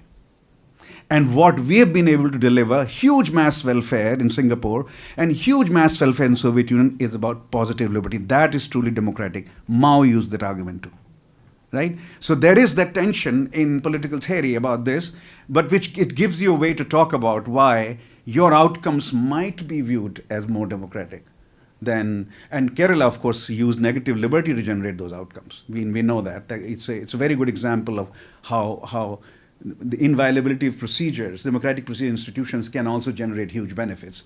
But these are just some thoughts to think about. Did I take too much time? No, that's fine. Okay. Of course, Kerala did not respect property rights, which was kind of key to some of the positive rights. But we won't get into that debate. So, other questions? Yeah. Bihar. You're a grad student now? From Eastern Europe. No. From Central Europe. Yeah. Well, actually, I'll ask. I mean, coming from America, we haven't had the 73rd Constitution, constitutional amendment, and we faced many of the same problems. And I was a little puzzled by the upper bureaucrat, lower bureaucrat framework in the context of a federal arrangement, in some sense. The civil rights movement, the war on poverty, was in a way Johnson's attempt to leapfrog corrupt racist state and local governments by creating community action groups that were then supposed to fulfill the promise of. And I didn't see in this account. First, I have only read the introduction, which I really enjoyed and will make me read the whole book. But I didn't get a sense of who the upper level bureaucrats really represent. Do they represent the national state? Do they represent a continuum of the national state through the state of chief ministers of Andhra Pradesh? And does that matter in this story about who's doing the mobilization? And if it is a peculiar alignment of national policymakers and state level policymakers who are pushing this forward, maybe against the 73rd Amendment, is this something that was unique to Andhra Pradesh? And what was at the state level that made that possible not just the prior mobilization of the dollar. So Patrick, what's the process? Yeah, we'll call it Yeah, a few sure. more. Yeah. Okay. Hi. Thanks, Rajesh, for agreeing to come to my class and actually answering 40 minutes of questions from my students as well. But I actually wanted to talk about the mates, right? The mates in in the particular context of the workers and the worker mates, and like what they were actually expected to do and the deviations from the expectations that you saw. And of course, my question is going to go back to the in larger development studies literature, scholars such as James Manner and F.G. Bailey and Akhil Gupta. All of these people have essentially written about like a particular brokerage function that these people essentially serve, and that brokerage function is kind of essential to the fundamental nature of the post-colonial state. So I wondered what your kind of take on the mates were. Were they just like a product of like lower level corruption, or like how do you how would you theorize about these lower level like folks with respect to the nature of the post-colonial state in its entirety? And the second thing is that also I was like a little bit unclear about the caste positions of the lower level bureaucrats themselves, because yes, we get like a very good perspective about the upper level bureaucrats and their kind of intentionalities and ideologies in driving the kind of change at these scales, but I'm not entirely sure. I wasn't entirely kind of convinced that the lower level bureaucrats were in cahoots with the local elites and kind of trying to reproduce the local power structures. So what was their relationship with the local power structures, right? And their caste positions in those local power structures. That's the two questions that I basically had. Thank you. My heart bleeds for the frontline workers, so she's the one.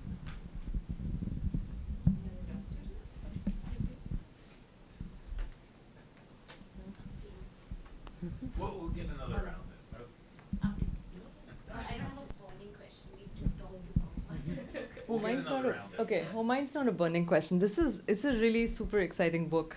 Thanks for sharing it with us, Raj. And it was a treat actually to hear all the comments. It's actually kind of pretty incredible to have. I was a little late. I just came from a book event in Cambridge at Harvard, and I went fourth, and pretty much everything I wanted to say had been covered by the three people ahead of me. And so when I came in here, I remember I just want to say like just in a way how exciting and how thought-provoking the book is, and that you've managed to incite comments that while they resonate each other, each were kind of distinct. And I really think that's, of course, a testament to the quality of our panel, but also to the book. I just wanted to say that I think, part of... I empathize with a lot of what everyone said, but I think maybe the problem to me kind of fundamentally, and that I'm kind of getting my head around, is that it seems that in the book, the main problem that you're saying is this kind of local power structure, right? And this is something that we know about India, and as you know, I've been trying to write this book comparing India and China, and so when you kind of have that perspective, then you realize that the issue, of course, is that you have these local power structures that are kind of going to somehow subvert the best intentioned and good-willed of developmental programs. And so that's the problem, which is not a problem that you're unique in identifying, and it's a problem that continues. But then the kind of quote solution is a patch, right? So the kind of problem and the solution, even though you don't call it that, right, they kind of create a slight cognitive disjuncture. And I'm just trying to kind of get my head around that. And maybe, I don't want to put words in Biju's mouth, but maybe that's kind of also like, when I heard Biju's comments, it was for me like this idea that, the problem is a kind of, it's the local power structure, caste society problem. And the solution is both in the kind of semantics of it and the way in which it operates this kind of patch. Now, I'm not like, maybe that's what it is. Right, but I think that kind of is sometimes just, I think maybe because it's unfortunate, just a little difficult to kind of reconcile. The other thing is, I think, even though I don't think that a patch is in itself anti-democratic, the second problem that I kind of have with it is that even if I don't say it's technocratic, it is technical, right? Like there's something technical about it. And I think it's the combination of the fact that it's technical and it's top-down.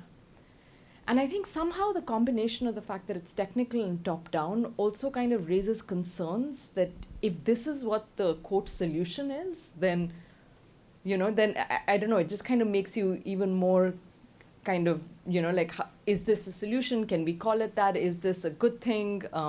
Is the alternative to have like NREGA quote fail? What would failure look like? So I think, fundamentally, this is something, as you know, I'm trying to grapple in my own work. Even this technical top-down intervention reduces itself to kind of this rational actor model of human behavior. And so even when it is the upper-level bureaucrat who uses this technical top-down intervention to control the lower-level bureaucrat, it's very much within this kind of understanding of human behavior is driven by narrowly defined cost-benefit calculations. And so you kind of are back in the world of like a rap on the knuckles or a carrot. And so I'm just wondering, in some ways, is it like, have we gone past? Like, are we so pessimistic that we've gone past the idea of thinking about kind of moral motivations? And I use that word very loosely.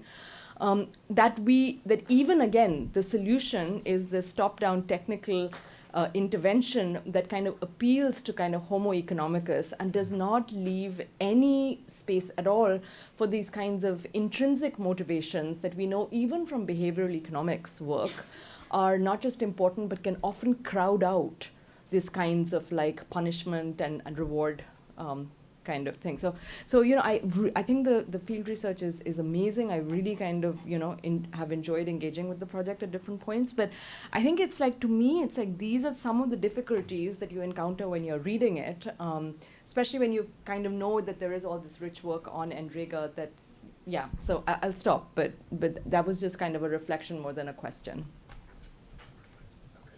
Raj and others may want to comment as well. Sure. And then we'll come to I just want to respond to Ashush. Thanks for that. I guess what counts. Whether it's outcomes or whether it's process. And I would agree with you that it's not in the sense that outcomes matter, but also I would say that it's not so much the process was left was not important. Here the outcome is, yes, NREGA wages and work getting done, but also the process of questioning government records, talking about public in a public meeting or in a private meeting or in a household survey.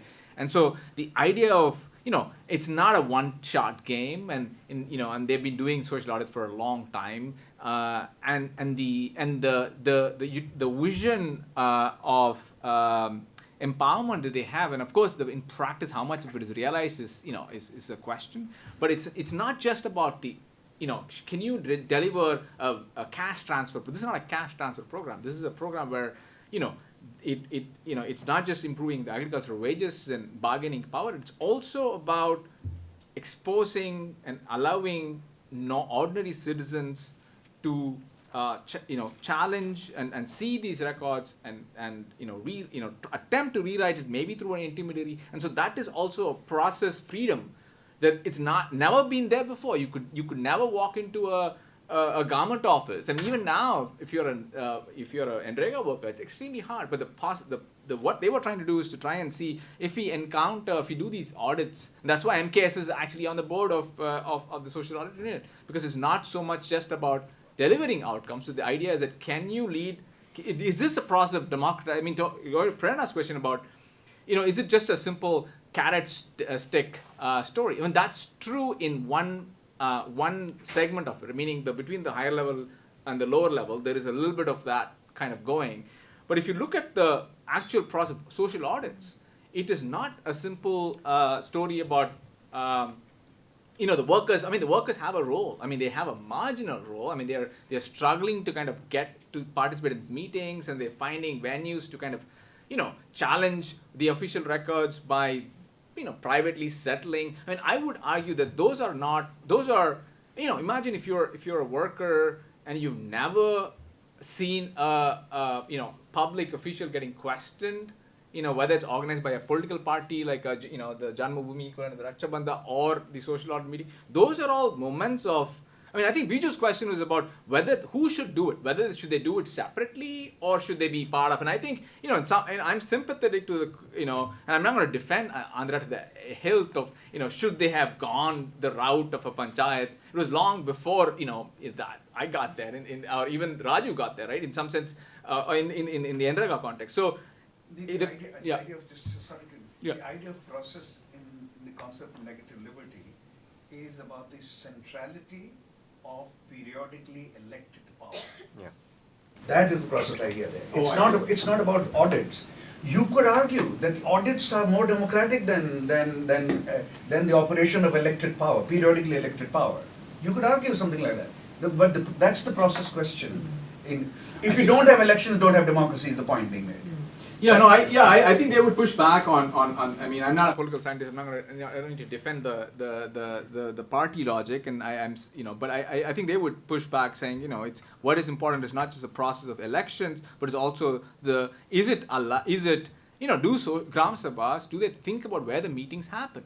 Do they think about, is it an upper caste village, upper caste habitation, or Social a lower audit caste Gram village? Sabhas. Social audits are doing it. No, but which Gram Sabhas? The village, the 73rd Amendment Gram Sabhas, or the social Is the audit? 73rd Amendment Gram Sabha? Because you have two types of Gram Sabhas in your book. No, is the 73rd Amendment Gram Sabhas, do they think about even questioning, Andhra clearly, it's as you point out in your book, rightly, so that it's not happening. The question is it conceivable to actually hold a Gram Sabha in a Dalit habitation and, follow certain kind of, ignore certain processes, like I'm not going to read the meeting today because no worker showed up.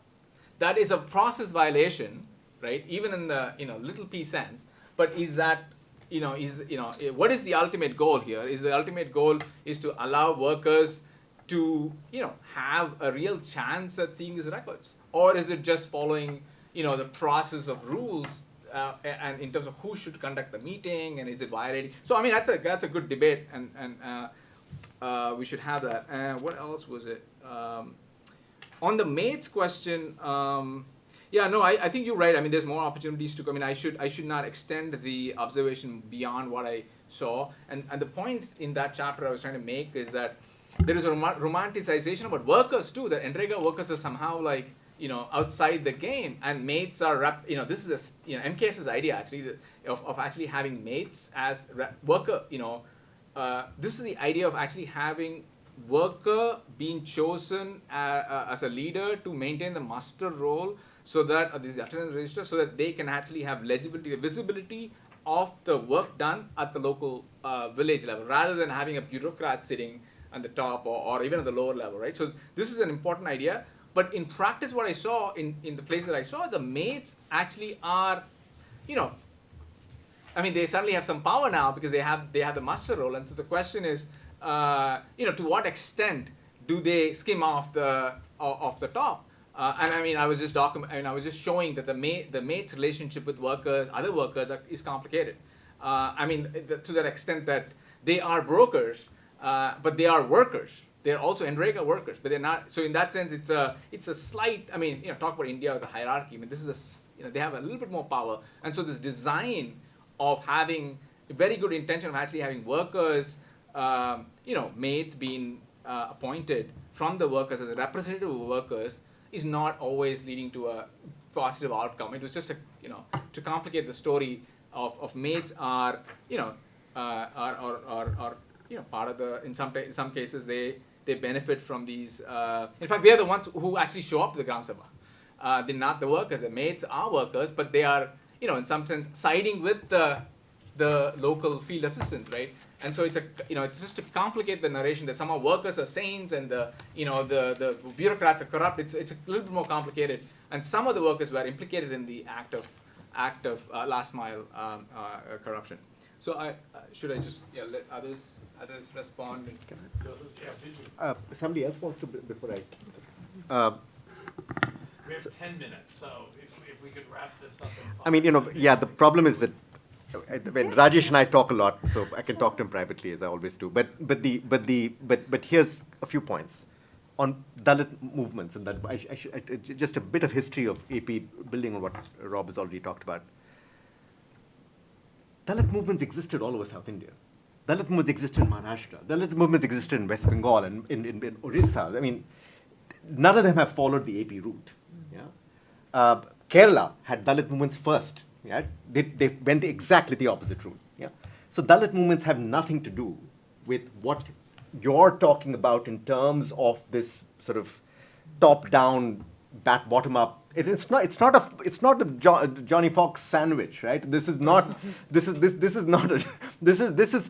technocratic. Let's call it technical. Prerna prefers that, with a bit of consultation at the bottom. Yeah. So it's essentially a top-down bureaucratic structure. Now, where did it come from? And I happen to have lived through this, so let me just explain it a bit. Chandrababu Naidu comes to power in 1995. 70th Amendment passes in 1992, right? What does Babu do? The first thing he does is he runs to the World Bank and says, "Oh, great gods of technocratic development, tell me how to fix my state." Yeah? So my colleagues, I can give you their names, but I won't, get into the act, into cahoots with him, and the anti-politics machine gets into high gear, right? And the two things come out of it, one good, one bad. Yeah? The bad stuff is ultimately results in this, when Vaishar comes in on this, which is users groups. Let's manage villages through the Janmabhoomi system with users groups, which is basically the chief minister centrally controls. It's not the national control. It's state, but it's the chief.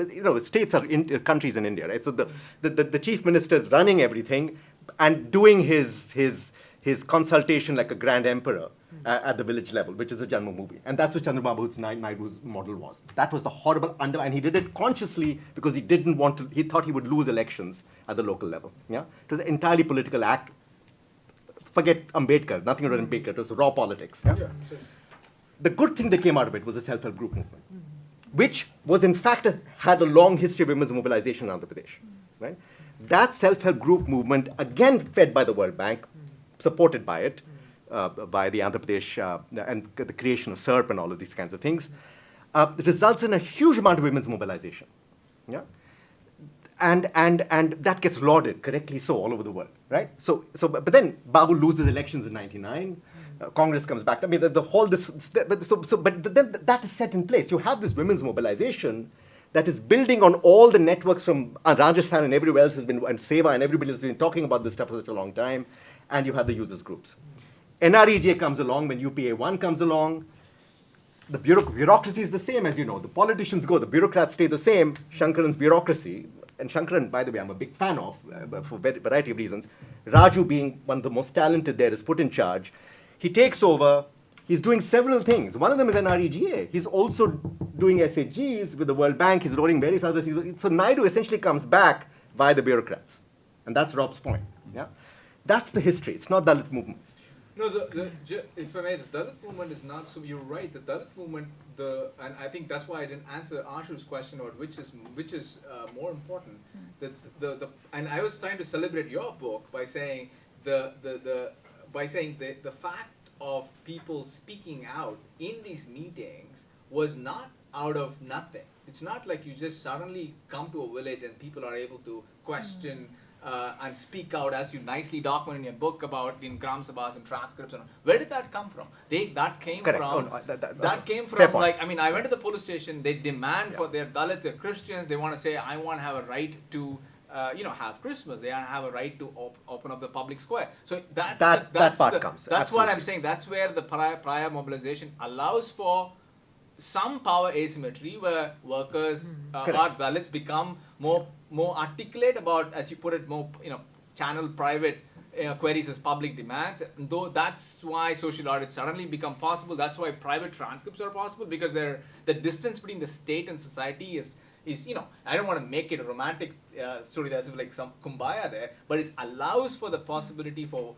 audits to happen and for private settlements to happen. So that's what I Fair mean enough. by I sorry, I should, yeah, Can I yeah. jump in? Yeah, so two things. One is like, that's why I feel that the performance point is so much stronger than the rewriting point. That I feel like what you're describing here is that that movement, in fact, allows this kind of performative role that then is much more powerful than any kind of real rewriting that may or may not happen. The second thing I think is with this and this was really helpful, so thank you, Ashu and Viju, that this is, because I did not know that other history. So with this point in mind, I feel like the other thing you show us is that there's a way that NREGA allows for, with the ready example of the ready landlords, that it allows for people to not have to work on those lands. But early on in the book, and I totally take that point as a space of leverage, is how I understood it. I take that point, but then I wonder why the early dismissal of sort of, not dismissal, but very early on, I think in the introduction you say, we have NREGA because part of the reason is that we have all of these failures of land redistribution. But effectively, the most effective thing that you're showing that's happening in relation to caste is in fact not being compelled to work on ready land. So if you had land redistribution, you would have that. And I know that there's insane amount of problems with, and complications, the difficulty of implementation, but it seems like we have the Kerala case. So it's like, why not give land redistribution another real shot is my sort of dream utopian, It's a great question. I think this is a great. Vivek Srinivasan's book is studied, and he used an argument with Patrick's book. I mean, it's I forget the title. It's embarrassed suddenly. I forgot the title of the book, but it's about Tamil Nadu. This is about how the argument that he's trying to make in response to your question is that there's a celebration of a certain kind of protest by a certain agenda of the Communist Party and land. I mean, I remember as a grad student, I was reading, the only game in town was land distribution. If you don't do land redistribution, it's a failure, right? And the only success that seems to happen is Kerala. They managed to do it well, and sorry, not Kerala. But also in Andhra Pradesh. No. So what Vivek points out in the book is that not every demand.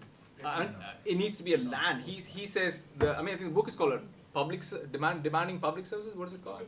Delivering public services. So he says there are certain reasons where public services became a demand, and he has this phrase called decentralized collective action, which I use, where people were asking for very basic things, and so the idea of people look at populist schemes like rations and what's midday meal. Those are important means rather than you wait for, yes, you want to have a land, but I think having public services, Amartya Sen talks about, so it's an important, I'm not saying we should settle, I'm just saying it's an important, and he argues that it's an important process of what people are asking for. So, sorry, I need to say something. 1 minute. 1 minute.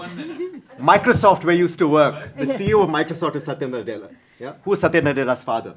Ugandhar. I know. Yeah. Who's Ugandhar? The man responsible for Andhra Pradesh land reforms, right? I've written a paper on this, that I'm happy to share. Andhra Pradesh, and current southern Andhra Pradesh relative to Telangana, much stronger land reforms. Yeah? Telangana did it pretty badly and did it late. So I think it's incorrect to say that Andhra Pradesh has not as much as Kerala, but that's another outlier, right? So no, I guess I was not saying. I was just saying that I thought her point was, why can't we just go with land, fascination? I'm still hoping for land. Sorry, Ash, go ahead. The simple answer is, once the Green Revolution succeeded in generating an agrarian surplus, there was, in the policy world and in the intellectual world, enthusiasm for land reforms disappeared. Except in Kerala. Not just that. Except in Kerala. It just mentioned Negative rights. Well, not just that, people like Adi Das Gupta, right, would show that it's not just that it's it kind of doesn't have that momentum, it's also the fact that the Green Revolution, the technological change kind of empowers the middle class. Absolutely, and then kind of gives rise to a certain kind of politics that kind of shuts out that space. So I think there are two mechanisms through which the Green Revolution. 1973 75 is the last time India's policymakers at the top talked about land reform. There is no discussion after 75 on land reform. The whole idea disappears because Green Revolution is producing the agrarian surplus which land reforms are supposed to produce. Land reforms are supposed to deliver justice as well as increase agrarian surplus. Also, you can't really divide by zero that much. Huh? You got, you know, if you divide it, it would be 1.4 acres or 0.7 acres per person. I think that idea also went into people's head. Land redistribution, if you want the ideal land, it will be 0.7 acres per family or per person in India. There's no way agricultural development can take place with that kind of little land parcel. Unless it's collectivized. Unless you collect it. Yeah. Yes. We gave up. So, you know, the extraordinary thing is this is one state, and this is happening across India, and the configurations vary dramatically, as we've heard, whether there's been land reform, path dependency, whether there's political will, prior mobilizations, whether or not there's bureaucrats who can patch or not patch, and whether it's bureaucratic rights or democratic rights.